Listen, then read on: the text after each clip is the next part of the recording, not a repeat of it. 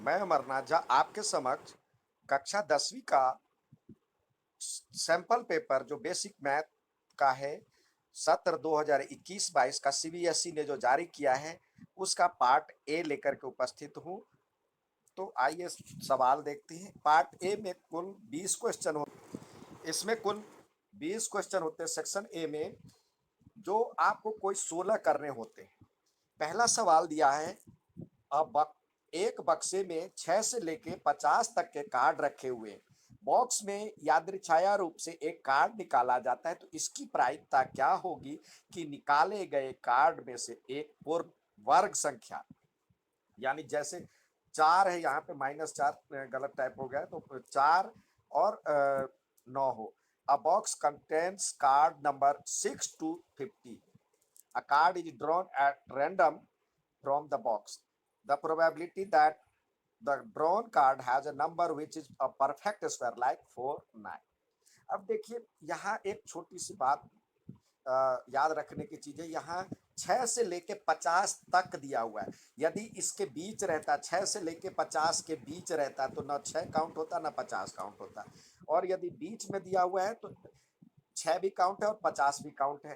तो यानी इससे पहले के नंबर कितने हो गए? 1 2 3 4 5, तो 5 सब्सट्रैक्ट कर दीजिए तो टोटल हो गया 50 में से 5 गया तो 45। अब परफेक्ट स्क्वायर कौन कौन सा हो सकता है? 4 से लेके सॉरी 6 से लेके 50 के बीच में, तो 3 का वर्ग, 3 तिया 9, 3 3 जा 9, 4 4 जा 16 परफेक्ट स्क्वायर। 7 5 5 जा 25, 6 6 जा 36, 7 7 जा 49। तो ये परफेक्ट स्क्वायर है। तो 1 2 3 4 5, तो ये हो गया 5 अपॉन में। अब देखिए 5 अपॉन में 45 हो जाएगा, जिसको करेक्ट सिंपलेस्ट फॉर्म में लिखेंगे 1/9 आ गया। तो इसका आंसर डी है। नेक्स्ट सवाल देखते हैं। दूसरा सवाल दिया हुआ है, in a circle of diameter 42 centimetre, if an arc subtended an angle of 60 degree at the center where pi is equal to 22/7, then the length of arc is, यदि 42 सेंटीमीटर व्यास वाले वृत्त में यदि एक चाप के अंदर पर 60 डिग्री का कोण अंतरित करता है, तो चाप की लंबाई ज्ञात करें। जहां पाई का वैल्यू दिया हुआ है 22/7। तो आप जानते हैं चाप की लंबाई जो निकालते हैं θ/360 और गुने, और 2πr होता है, 2πr। अब यहाँ पे डायमीटर यानी 2r दिया हुआ है, 2r बराबर में 42 दिया हुआ है, तो यहाँ पे 2r के बदले 42 लगा लें। तो ये थीटा के बदले 60 है, और 60 अपॉन में 360 और पाई के बदले 22/7 और 2r के बदले हमने 42 रख लिया। तो अब इसको 6 7 जा 42, 7 7 से कट गया तो 22 आंसर हो गया। तो 22 सी का आंसर है। नेक्स्ट सवाल देखते हैं। नेक्स्ट सवाल दिया हुआ है, यदि साइन थीटा बराबर में x, sec theta is equal to y, तो टेन थीटा है। If sine theta is equal to x, sec theta is equal to y, then tan theta is, यानी देखिए आप सेक थीटा का वैल्यू जानते हैं। सेक थीटा बराबर क्या होता है ये पता है आपको, 1/cos थीटा, ठीक है। और टेन थीटा की वैल्यू, टेन थीटा बराबर में क्या होता है? साइन थीटा अपॉन में कॉस थीटा। तो इसको लिख सकते हैं साइन थीटा और अब इंटू 1/cos थीटा लिख सकते हैं। तो देखिए अब साइन थीटा के बदले दिया हुआ है एक्स, तो ये हो गया एक्स, और 1/cos theta is equal to sec theta है, जिसकी वैल्यू दिया हुआ है वाई। तो टेन थीटा इजकल टू क्या हो गया? X y. Tan theta is equal to x y, यानी ये आंसर, ठीक है। नेक्स्ट सवाल देखते हैं। नेक्स्ट सवाल है, रैखिक समीकरण योग y इजकल टू 0 और y इजकल टू -5 के हल होंगे। The pair of linear equation y is equal to 0 and y is equal to -5 has, यानी देखिए y इजकल टू 0 और y इजकल टू -5, तो इसके कितने जीरो होंगे? मतलब देखिए यदि हम ग्राफ पे करते हैं तो ये y इजकल टू 0, ये तो x एक्सिस पे ही होगा, एक ये आ गया, और y इजकल टू -5 नीचे की ओर आएगा। तो ये क्या होगा? कितने हल होंगे इस दोनों लाइन में, और इस लाइन में कितने सॉल्यूशन होंगे? कहीं नहीं, पैरेलल है ये, तो ये कोई हल नहीं, यानी नो सॉल्यूशन, इसका डी आंसर है। नेक्स्ट सवाल देखते हैं। अब नेक्स्ट सवाल दिया है, एक निष्पक्ष पासा फेंका जाता है तो सम भाज्य संख्या आने की प्रायिकता होगी। A fair die is thrown once, एक बार फेंका जाता है तो probability of even composite number. अब पासे में क्या क्या अंक होते हैं देखिए, 1 2 3 4 5 और 6। इसमें से कौन सा भाज्य संख्या, दैट मीन्स कंपोजिट नंबर है, जो बीच के पहाड़े से भी आ जाए, यानी जिसके मोर देन 2 फैक्टर हो। देखिए 1 के कोई भी फैक्टर नहीं होते, यहाँ ये भी समझना जरूरी है। ये एक ना तो प्राइम है ना कंपोजिट, क्योंकि इसके प्राइम के लिए चाहिए जो 2 फैक्टर होना चाहिए, एक 1 और एक इटसेल्फ। इसके एक ही फैक्टर है, तो ये ना तो ये प्राइम है और ना ही कंपोजिट है। सबसे छोटा जो प्राइम नंबर है 2 है, और यही एक ऐसा नंबर है जो कि इवन भी है, तो ये प्राइम हो गया। और ये भी प्राइम हो गया, बीच के पहाड़े से नहीं होता है, तो ये भी नहीं है, ये भी नहीं है। और 4 बीच के टेबल से आ रहा है, बीच के पहाड़े से आ रहा है, तो ये 4 एक इसके मोर देन 2 फैक्टर है, और एक ये फैक्टर इसके मोर देन 2 फैक्टर है, तो ये दो आपको प्राइम सॉरी कंपोजिट नंबर है, और ये दोनों सम भी है यानी इवन भी है। तो देखिए 2 अपॉन में टोटल कितने आउटकम है, कितने परिणाम है, 6 परिणाम है, कुल संभावना 6। तो इसको स्मॉलेस्ट फॉर्म में करेंगे तो 1/3 आया आंसर, जो बी में है। नेक्स्ट सवाल देखते हैं।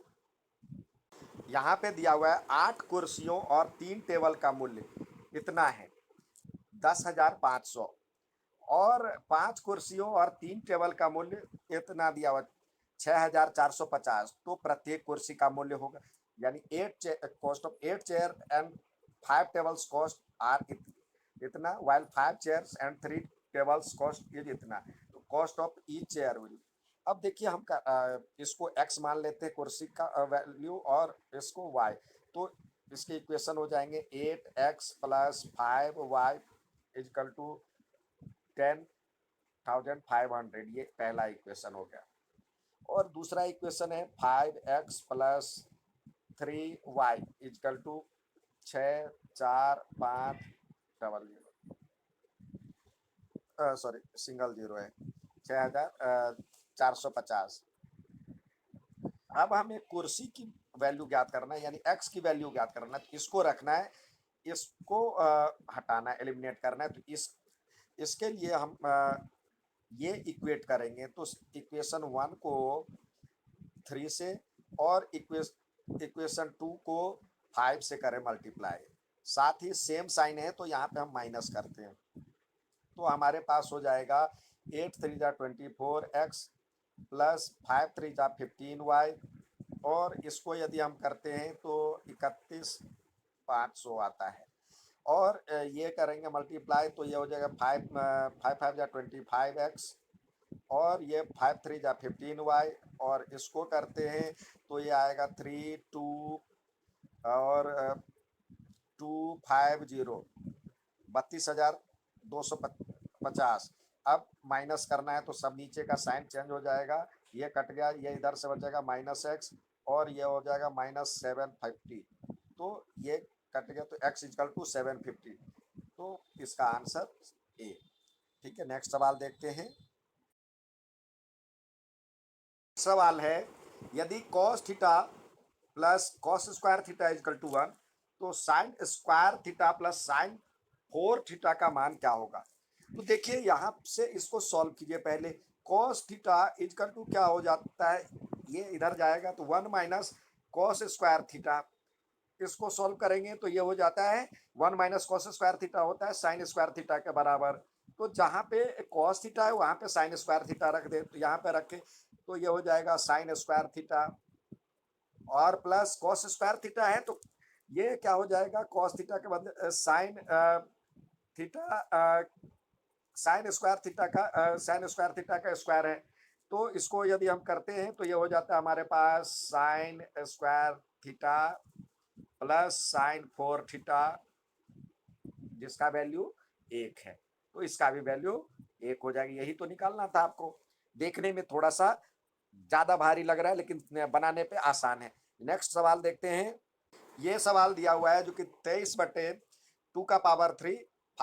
इंटू 5 का स्क्वायर का दशमलव निरूपण कैसा होगा। The decimal representation of 23/2 into 5 square.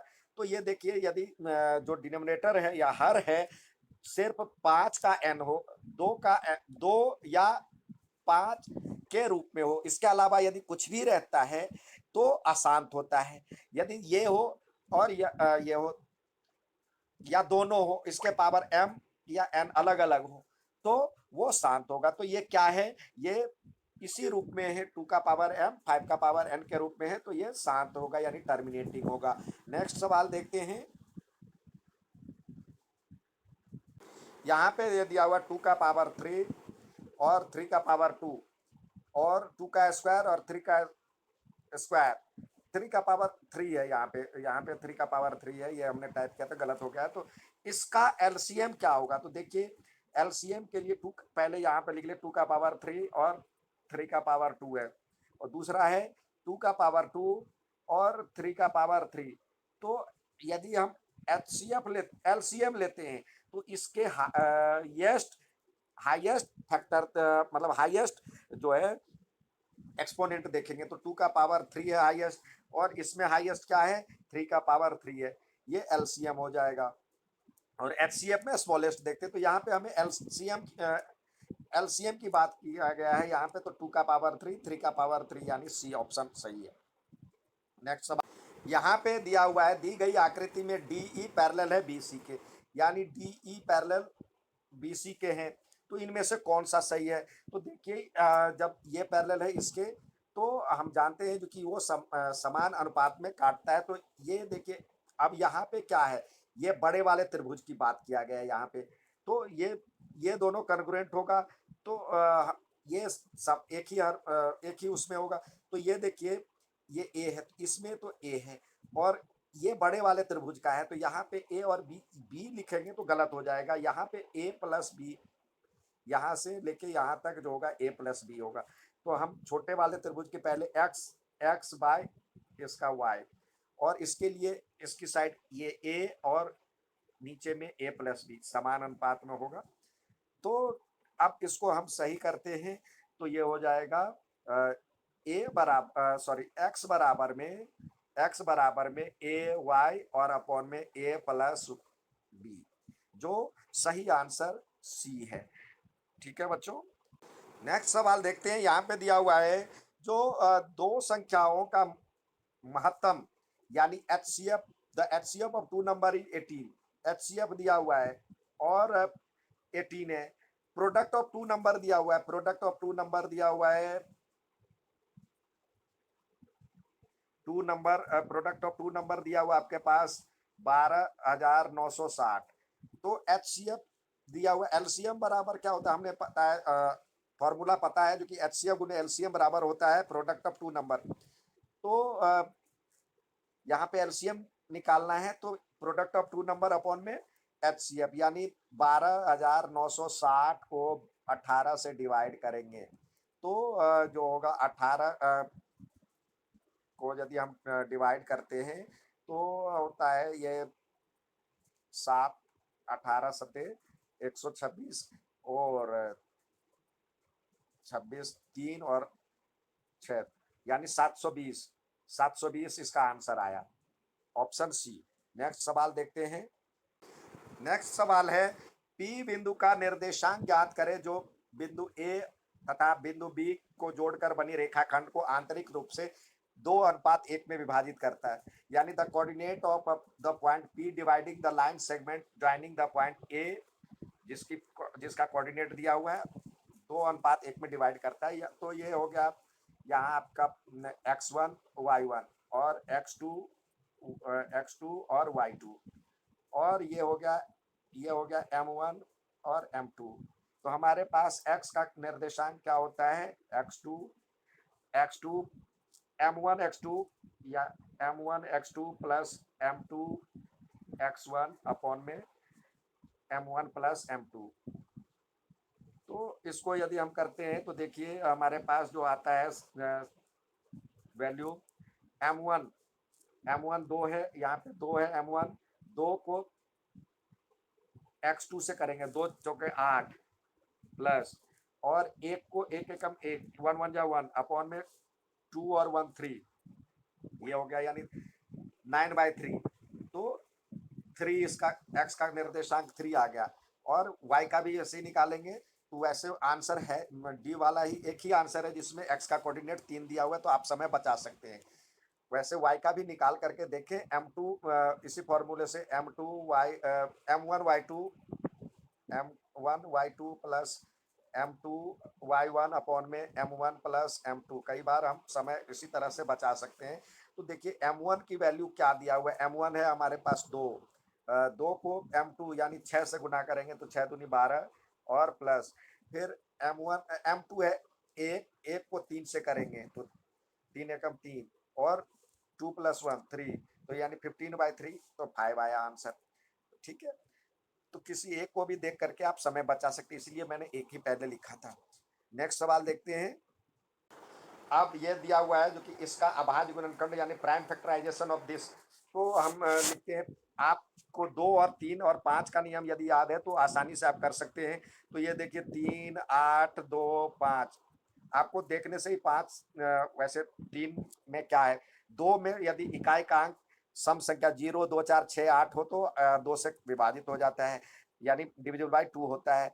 और यदि 0 या 5 हो तो 5 से डिविजिबल होता है वंस प्लेस पे। और यदि सबका जोड़िए इसको, 3 और 8 3 11, 2 13 और 5 18, तो 3 के पहाड़े से जा रहे हैं तो ये 3 से कटेगा, तो 3 से काटिए, 3 3 1 जा 3, और 3 2 जा 6, 2 पर 2 आया 2, 3 7 जा, और फिर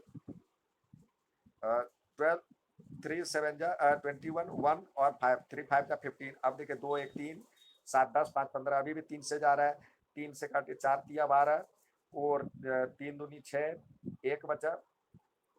अब 4 2 6 5 11 नहीं जा रहा है, 5 से काट करके देखिए तो 8 पंचे 40, और 2 और 5, फिर 5 से जा रहा है तो 17 पंचे 85 होता है, तो 17 एक अभाज्य संख्या प्राइम नंबर है। तो 3 का पावर 2, 5 का पावर 2 इंटू 7, 3 का पावर 2, 5 का पावर 2 और इंटू 7, ये आंसर है। नेक्स्ट सवाल देखते हैं। यहाँ पे दिया हुआ नीचे दी गई आकृति में AD इजकल टू 4, ये दिया हुआ 4, BD इजकल टू ये 3, तो ये देखिए यहाँ पे 90 डिग्री दिया हुआ है, तो यानी ऐसे हो गया। इसको यदि सॉल्व करते हैं तो ये एक दिया हुआ है डी पे 90 डिग्री का है, ये ए है और ये बी है, तो ये ए बी क्या हो जाएगा, हाइपोटेनियस हो जाएगा या इसके लिए। तो ये दिया हुआ ए डी दिया हुआ है 4 और ये 3, तो पाइथागोरस से लगाएंगे तो ये हो जाएगा 5। ठीक है, तो यहाँ पे 5 आ गया। अब फिर वहाँ पे एक और ट्रेंगल बना हुआ है जिसपे ये ए है और बी पे 90 डिग्री है और सी है। अब आपके पास बी सी बी यानी बी सी दिया हुआ है, ये दिया हुआ है 12, और ये दिया हुआ है आपके पास ए बी दिया हुआ है 5। तो कह रहा है कॉट थीटा, कॉट थीटा में होता क्या है, कॉट थीटा में होता है और यहाँ पे सी पे एंगल थीटा है, तो थीटा के लिए ये जो है ये परपेंडिकुलर हो जाएगा, ये हाइपोटेनियस हो जाएगा और ये बेस हो जाएगा। तो कॉट थीटा का क्या होता है, टेन का अपोजिट होता है, यानी बी बाई पी होता है, बी बाई पी। तो बी की वैल्यू क्या है हमारे पास 12 और अपॉन में पी की वैल्यू 5 है, तो 12/5 यानी डी आंसर। नेक्स्ट सवाल देखते हैं। यहाँ पे जो सवाल दिया है, यदि ए बी सी डी एक आयत है, A B C D rectangle, find the value of x and y, तो यहाँ पे देखिए x plus y is equal to 12 हो जाएगा, यहाँ पे लिखिए x plus y is equal to 12, तो x plus y is equal to 12 आ गया। और इसी प्रकार ये भी बराबर होगा, तो x minus y is equal to आपके पास 8 आ गया। तो कह रहा है x और y की वैल्यू ज्ञात करें, तो इस दोनों को आप जोड़ेंगे तो ये क्या हो जाएगा 2x इजकल टू 20, तो x इजकल टू क्या हो जाएगा 10। ठीक है, और किसी एक में रख करके आप y का मान ज्ञात कर सकते हैं, तो y इजकल टू यहाँ पे 10 प्लस y इजकल टू 12, तो y की वैल्यू आ जाएगी 2, तो x is equal to 10 y is equal to 2, यानी ऑप्शन ए आंसर। नेक्स्ट सवाल देखते हैं। अब यहाँ पे जो एक सवाल दिया है, एक समद्विबाहु त्रिभुज में ए बी बराबर में ए सी बराबर में बी सी तक, और A B square is equal to A C square to A C square. तो इसको देखिए हम लिख सकते हैं ए बी, लिखने से ही स्पष्ट हो जाएगा। तो देखिए A B square is equal to A C square plus A C square लिख सकते हैं हम, और ए सी बी सी के बराबर में है, तो यानी B C square plus A C square. तो यदि हम यहाँ पे ट्रायंगल पुट करते हैं तो आप खुद बता सकते हैं, जो कि यदि यहाँ पे ट्रायंगल पुट करते हैं तो ए है, ठीक है, और कह रहा है सी है और बी है। तो देखिए कह रहा है ए बी स्क्वायर, यानी ये इसका स्क्वायर बराबर में B C square plus A C square. ये कैसे वाले में आता है? पाइथागोरस का रूल है। तो पाइथागोरस में ये क्या कितने डिग्री का एंगल होता है? 90 डिग्री का। तो कुछ देखने से भी स्पष्ट हो जाता है। नेक्स्ट सवाल देखते हैं। यहाँ पे दिया हुआ है आपके पास जो अगला सवाल आया है, यहाँ पे कह रहा है P x square is equal to x square minus 7x minus 8 का एक शून्यक दिया हुआ -1। तो देखिए -1 तो पता है, अब ये -1 को किससे मल्टीप्लाई करते हैं? दो शून्यक दिया हुआ, तो शून्यकों का योग क्या होता है? शून्यकों का योग आपको पता है, -1 प्लस मान लीजिए जो कि ए है is equal to minus b by a, यानी 7 7 आ गया। तो ए की वैल्यू क्या आ जाएगा? -7, और ये मिल करके यहाँ पे 7 है और ये -1 मिल करके क्या हो जाएगा? +1, यानी 8 आ जाएगा। ठीक है, तो इसका आंसर आ गया आपके पास 8, यानी ऑप्शन नंबर डी। नेक्स्ट सवाल देखते हैं। यहाँ पे अगला सवाल दिया है, दो पासे को एक साथ उछालने पर दोनों पासे पर समान अंक आने की प्रायिकता। In a throw of a pair of dice the probability of the same number on each die is. पहले देखिए ऑप्शन, इसको जो इमेज देखिए कैसा आता है। यदि इसको हम सारे दोनों पासे को साथ उछालते हैं, इस तरह का इमेज आता है। तो ये कह रहा है कि सभी पे मतलब ये सभी पे समान आना चाहिए, सभी पे समान अंक आना चाहिए। तो देखिए यहाँ पे एक एक एक, दो दो, तीन तीन, चार चार, पांच पांच, और इधर छः छः, यानी कुल 6 अंक है, जिसमें मतलब 6 बार जो है जिसमें दोनों में समान अंक है, और कुल परिणाम यहाँ से यहाँ तक गिनेंगे तो 36 है। तो 6/36 यदि करते हैं तो हो जाता है 1/6। तो ऑप्शन है 1/6। तो देखिए कहाँ पे ऑप्शन 1/6? ऑप्शन 1/6 आपके पास यहाँ पे ऑप्शन नंबर 1 ए। नेक्स्ट सवाल देखते हैं। यहाँ पे दिया हुआ है, यदि 3p और 4 तथा -2 और 2q का मध्य बिंदु 2 और 6 है, तो p प्लस q का मान ज्ञात करिए। तो पहले इसका मध्य बिंदु ज्ञात कीजिए 3p, और इसको जोड़ेंगे, यानी मध्य बिंदु x1 प्लस x2/2 होता है। तो x के निर्देशांक को जोड़ेंगे, कोऑर्डिनेट ऑफ x 3p और -2 है, अपॉन में 2 इजकल टू 2 हो जाएगा, ये x का निर्देशांक। तो ये क्या हो जाएगा? 3p -2 is equal to 4। तो 3p इजकल टू क्या हो जाएगा? ये जुड़ जाएगा इधर आकर के, तो 6। तो p की वैल्यू आ जाएगी 2। तो p का वैल्यू आ गया 2। अब हम q का वैल्यू देखते हैं, तो क्या है? 4 + 2q/2 इजकल टू 6। इसको सॉल्व करते हैं तो ये हो जाएगा 4 + 2q इजकल टू 6 दूनी 12। 12 में से ये इधर आकर के सब्सट्रैक्ट होगा, तो 2q इजकल टू हो जाएगा, 12 में से 4 कम किए तो हो जाएगा 8। तो q इजकल टू 2। तो हमारे पास सॉरी q इजकल टू 4, 4 2 8 होता है। तो ये p प्लस q का वैल्यू, तो 2 + 4 की वैल्यू क्या हो जाएगा? 6। 6 आंसर है इसका। नेक्स्ट सवाल देखते हैं। यहाँ पे दिया हुआ है जो कि 147/120 का दशमलव प्रसार दशमलव के कितने स्थान बाद शांत होगा? The decimal expression of 147 upon 120 will be terminate after how many place of decimal. तो पहले नीचे वाले का हम पहले हम 120 का प्राइम फैक्टराइजेशन करते हैं, अभाज्य गुणनखंड करते हैं। तो पहले 2 से करते हैं तो 60, फिर 2 से करेंगे तो ये हो जाएगा 40 30, फिर 2 से करेंगे तो ये हो जाएगा 15, और 3 से करेंगे तो ये 5। अब देखिए तो 147 अपॉन में हो जाएगा 2 का पावर 3 और 3 और 5। अभी इसको देख करके तो पता चल रहा है जो कि अशांत है, यानी नॉन टर्मिनेटिंग है।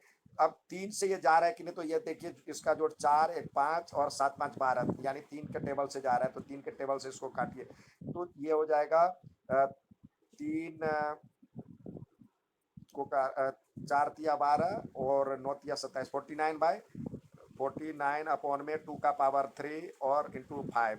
तो इसमें जिसका हाईएस्ट पावर होता है उतने डिजिट बाद नीचे यदि 2 और 5 के मल्टीपल के रूप में है, तो जिसका पावर जितना ज्यादा होता है उतने ही इस डेसिमल प्लेस तक ये इसका एक्सप्रेशन जाता है। तो यानी 2 का पावर 3 हाईएस्ट है, तो यानी ये 3 डिजिट तक ये इसका डेसिमल एक्सप्रेशन जाएगा। ठीक है, नेक्स्ट सवाल देखते हैं। ये पार्ट 1 के क्वेश्चन थे सारे। अच्छा लगे तो लाइक और सब्सक्राइब जरूर करें। अब अगले स्लाइड में हम बाकी जो वीडियो है वो लेकर के उपस्थित होऊंगा। धन्यवाद।